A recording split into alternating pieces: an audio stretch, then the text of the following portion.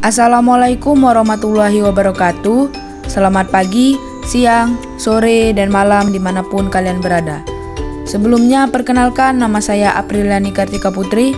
Nomor induk mahasiswa 0606 1282 02 5019 dari kelas Indralaya. Di sini untuk memenuhi tugas ujian tengah semester saya pada mata kuliah Sarana dan Prasarana Penjas, saya akan membuat video pembelajaran mengenai pembahasan apa itu sarana dan prasarana, serta bagian-bagian terpenting dalam sarana dan prasarana.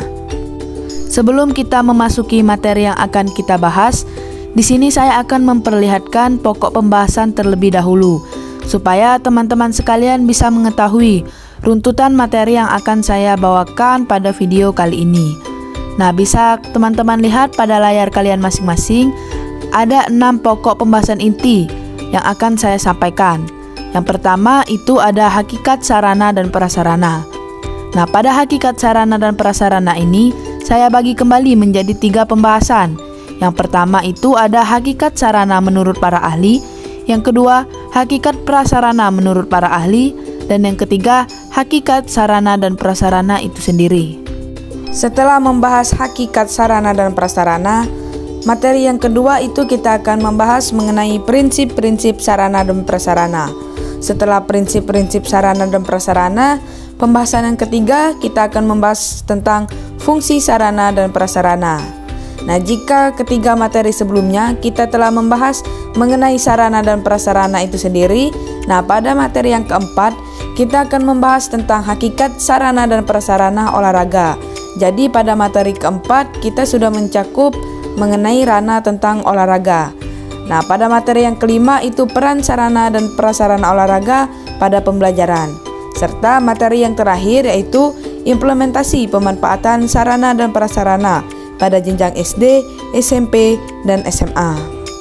Jadi itulah ke-6 pokok pembahasan yang akan saya bahas mengenai video kali ini. Jadi diharapkan teman-teman sekalian menyimak video saya dari awal hingga akhir pembahasan, sehingga teman-teman sekalian dapat mengambil manfaat dari video yang akan saya sampaikan. Untuk lebih jelasnya, selamat menyaksikan.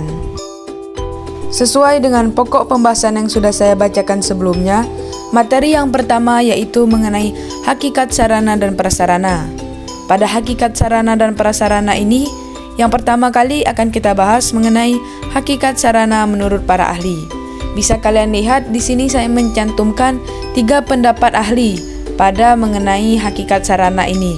Yang pertama itu ada menurut Ari Kunto dan Yuliana tahun 2012, yang kedua menurut Bafadal tahun 2011, dan yang ketiga menurut Yuwono tahun 2008. Yang pertama itu menurut Ari Kunto dan Yuliana tahun 2012. Mereka berdua mengemukakan bahwa sarana atau fasilitas adalah segala sesuatu yang dapat mempermudah dan melancarkan pelaksanaan usaha dapat berupa benda maupun uang.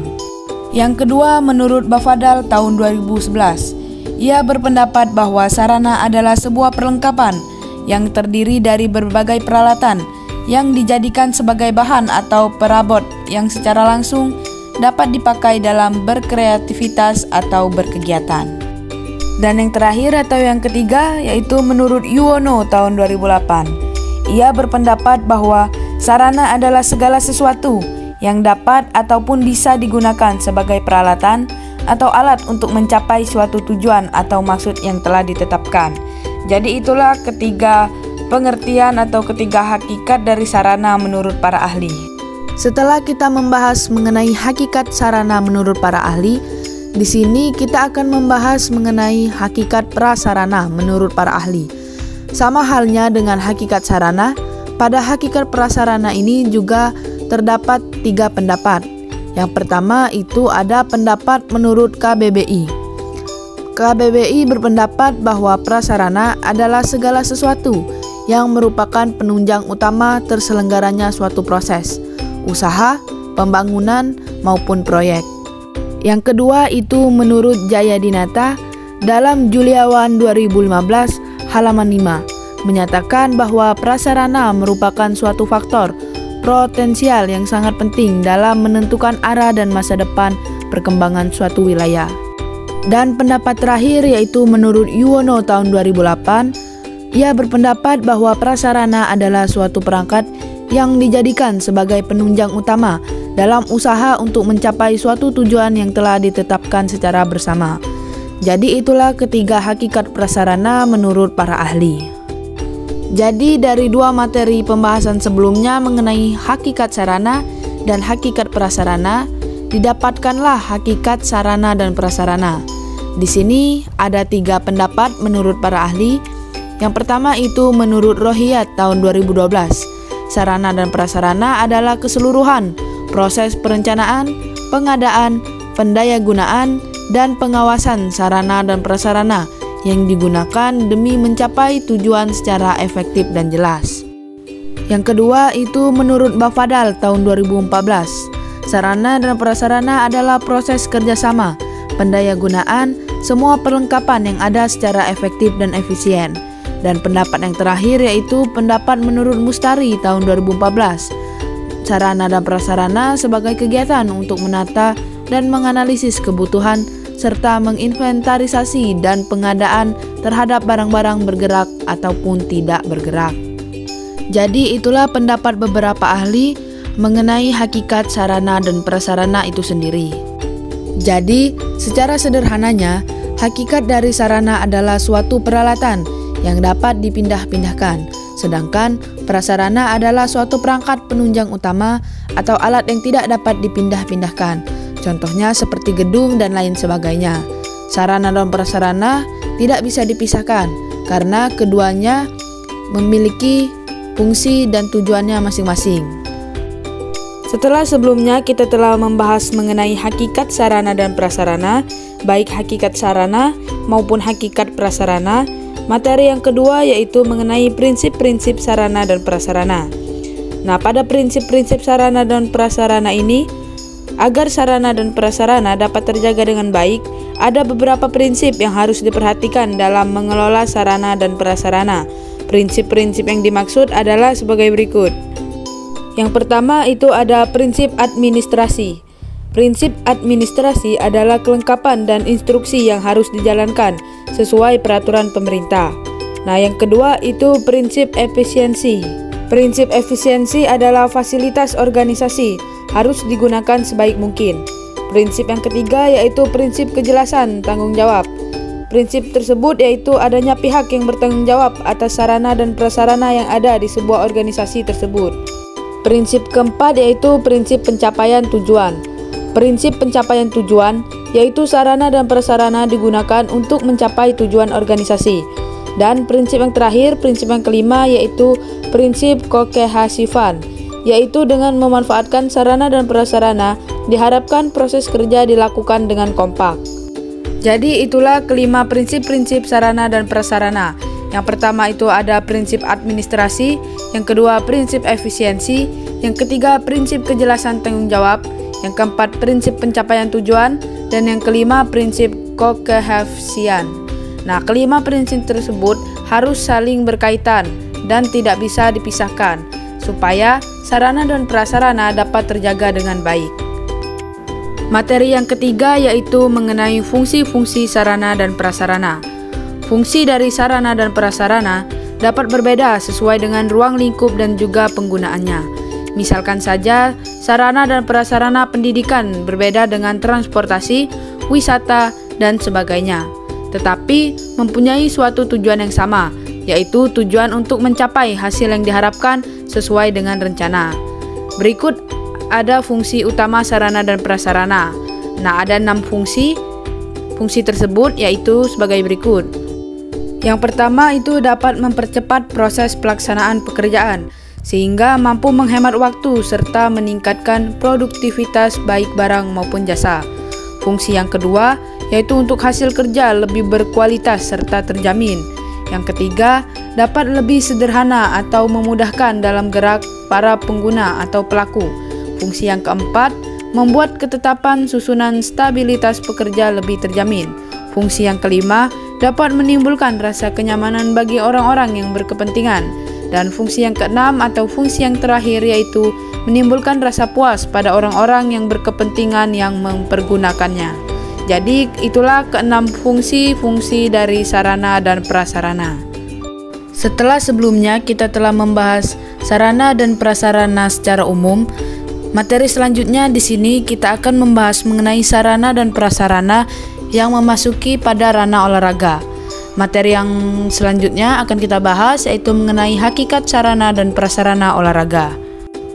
Hakikat yang pertama yaitu menurut Wirjasanto, bahwasanya sarana prasarana olahraga adalah suatu bentuk permanen, baik itu ruangan di luar maupun di dalam. Contoh lapangan permainan, kolam renang, dan sebagainya.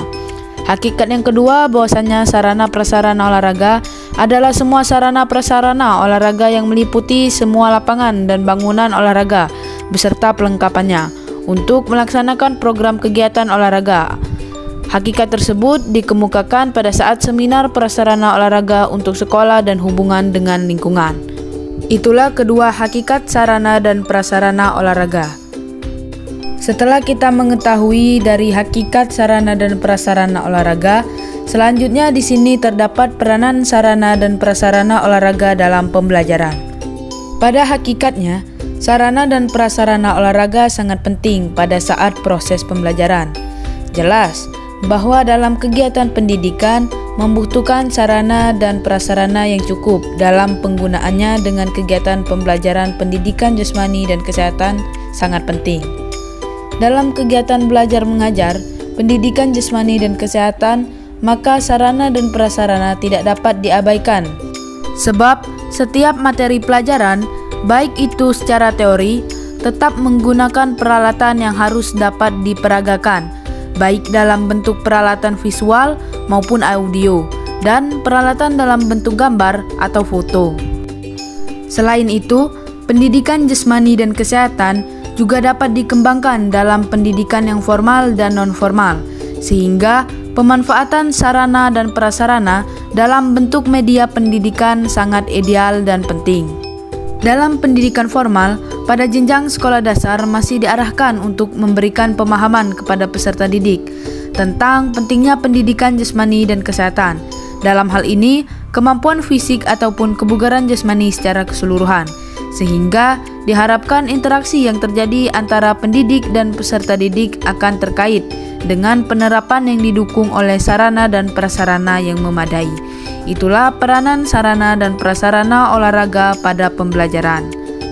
Setelah kita membahas tentang peranan sarana dan prasarana olahraga pada pembelajaran, materi yang terakhir yaitu tentang implementasi pemanfaatan sarana dan prasarana. Nah, pada materi implementasi pemanfaatan sarana dan prasarana ini dibagi menjadi 3 jenjang pendidikan. Yang pertama itu pada jenjang pendidikan sekolah dasar, yang kedua sekolah menengah pertama, dan yang ketiga pada jenjang sekolah menengah atas. Nah, untuk yang pertama bisa kalian lihat di layar kalian masing-masing, yaitu pada jenjang sekolah dasar atau SD. Implementasi pemanfaatan sarana dan prasarananya sebagai berikut. Yang pertama, melaksanakan fasilitasi sarana dan prasarana sekolah dasar dan pendidikan layanan khusus kepada sekolah dasar. Yang kedua, melaksanakan penyusunan norma, standar, prosedur, dan kriteria di bidang peserta didik, sarana prasarana, dan tata kelola serta penilaian pada sekolah dasar dan pendidikan layanan khusus pada sekolah dasar. Implementasi yang ketiga, melaksanakan fasilitasi pemberdayaan dan penguatan kapasitas penyelenggaraan di bidang peserta didik, sarana prasarana, dan tata kelola serta penilaian pada sekolah dasar dan pendidikan layanan khusus pada sekolah dasar. Dan yang terakhir, melaksanakan pemberian bimbingan teknis dan supervisi di bidang peserta didik, sarana prasarana, dan tata kelola serta penilaian pada sekolah dasar dan pendidikan layanan khusus pada sekolah dasar. Itulah keempat implementasi pemanfaatan sarana dan prasarana pada jenjang sekolah dasar. Selanjutnya yaitu implementasi pemanfaatan sarana dan prasarana pada jenjang sekolah menengah pertama atau SMP. Nah, implementasi pemanfaatan sarana dan prasarana pada jenjang SMP yaitu terdiri dari proses perencanaan, pengadaan, pemeliharaan, dan pengawasan. Di mana yang pertama yaitu perencanaan terdiri dari kegiatan penyusunan daftar kebutuhan, estimasi biaya, menetapkan skala prioritas, dan menyusun rencana pengadaan. Yang kedua itu pengadaan, terdiri dari pembelian, penerimaan hadiah, penyewaan, pinjaman, dan rekondisi. Yang ketiga yaitu pemeliharaan. Dilakukan dengan cara membentuk tim pemeliharaan, menyusun daftar pemeliharaan, menentukan jadwal pemeliharaan secara rutin dan berkala serta evaluasi pemeliharaan. Dan yang terakhir yaitu pengawasan. Dilakukan melalui wakil kepala sekolah bidang sarana dan prasarana melaporkan hasil pengawasan kepada kepala sekolah, penyusunan laporan, pengawasan, dan pelaporan setiap 6 bulan sekali dan 1 tahun sekali. Itulah keempat implementasi pemanfaatan sarana dan prasarana pada jenjang sekolah menengah pertama. Dan yang terakhir yaitu pada jenjang sekolah menengah atas atau SMA. Implementasi pemanfaatan sarana dan prasarana pada jenjang SMA dibagi menjadi 5, yaitu yang pertama dalam penerapan perencanaan sarana dan prasarana pendidikan, sekolah menentukan kebutuhan yang ingin diadakan atau ingin dibeli. Yang kedua, dalam penerapan pengadaan sarana dan prasarana pendidikan, sekolah melihat dulu fungsi dan kebutuhan yang ingin dibeli. Setelah itu mengajukan proposal dengan daftar kebutuhan dan rincian dananya. Yang ketiga, dalam penerapan inventarisasi sarana dan prasarana pendidikan, sekolah mencatat sarana dan prasarana pendidikan di dalam buku inventarisasi dan buku golongan. Pencatatan inventaris dilaksanakan sekali setahun atau sesuai dengan yang telah disetujui. Yang keempat, dalam penerapan pemeliharaan sarana dan prasarana pendidikan, sekolah melakukan pemilihan secara berkala, bukan secara terus-menerus atau setiap hari. Sarana dan prasarana pendidikan mengalami kerusakan, dilakukan rehab atau perbaikan. Yang terakhir yaitu dalam penerapan penghapusan sarana dan prasarana pendidikan setiap 8 tahun atau 10 tahun. Sekolah melakukan penghapusan apabila sarana dan prasarana pendidikan tidak layak pakai lagi dan tidak bisa direhab dan diservis lagi. Penghapusan sarana dan prasarana juga dilakukan apabila sarana dan prasarana pendidikan rusak berat, dicuri, ataupun terbakar. Itulah implementasi pemanfaatan sarana dan prasarana pada jenjang pendidikan sekolah dasar, sekolah menengah pertama, dan sekolah menengah atas. Baiklah, mungkin itulah tadi materi-materi yang saya sampaikan tentang sarana dan prasarana.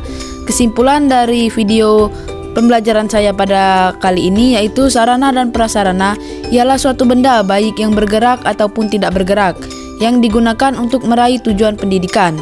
Sarana dan prasarana memiliki beberapa prinsip, yaitu prinsip administrasi, efisien, kejelasan tanggung jawab, pencapaian tujuan, dan kekohesifan. Sarana dan prasarana juga mempunyai beberapa fungsi, yaitu dapat mempercepat proses pelaksanaan, meningkatkan produktivitas baik barang maupun jasa, hasil kerja lebih berkualitas, dapat memudahkan gerak pengguna, dapat menimbulkan rasa nyaman bagi pengguna, dan menimbulkan rasa puas pada penggunanya. Baiklah, mungkin itulah yang dapat saya sampaikan pada video saya kali ini. Jika ada salah-salah kata, saya mohon maaf. Kepada Allah saya mohon ampun. Semoga para penonton dapat mengambil manfaat dari video yang telah saya sampaikan. Saya akhiri, wabillahi taufiq wal hidayah. Wassalamualaikum warahmatullahi wabarakatuh. Salam olahraga.